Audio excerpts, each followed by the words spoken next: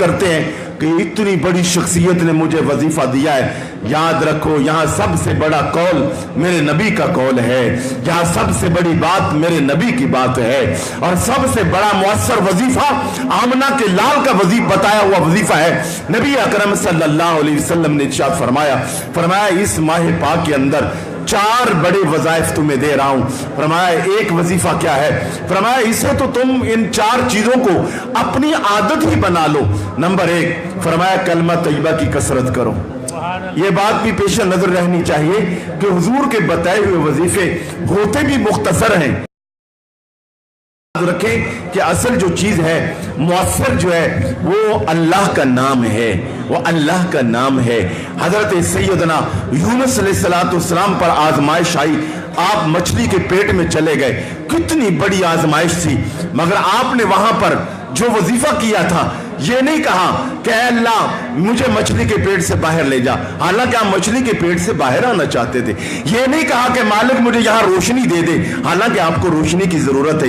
یہ نہیں کہا مالک مجھے کھانا دے دے, مشروب اور ماکولات دے دے, حالانکہ آپ کو اس کی ضرورت ہے. آپ نے ایک ہی وظیفہ جاری رکھا, ایک ہی وظیفہ جاری رکھا جسے رب کائنات نے ہزاروں سال بعد نازل ہونے والی کتاب کائنات قرآن مجید کا حصہ بنایا.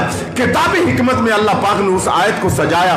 رب کائنات نے وہ آیت کیا ہے جسے ہم آیت کریمہ کہتے ہیں, لا الہ الا انت سبحانک انی کنت من الظالمین. اگر مناسب سمجھے تو سب میرے ساتھ پڑھ لیں تاکہ ماحول روحانی ہو جائے.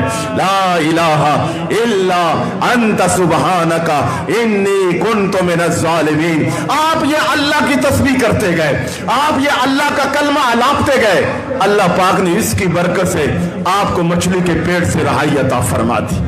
بس ہمارا کام یہ ہے کہ کلمہ طیبہ جسے حضور نبی پاک نے فرمایا افضل الذکر لا الہ الا اللہ محمد رسول اللہ, فرمایا اس میں لا الہ الا اللہ کی کثرت کرو, کلمہ طیبہ پڑھو.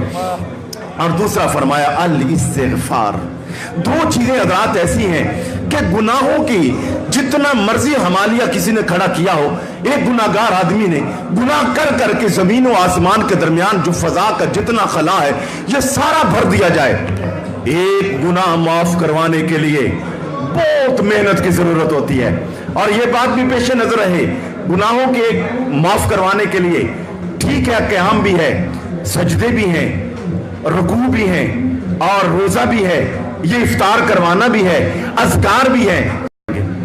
اور یہ بات یاد رکھیں کہ گناہوں کے ڈیلیٹ کا بٹن کیا ہے شریعت اسلامیہ میں, وہ ہے توبہ, الاستغفار, الاستغفار وہ ہے توبہ.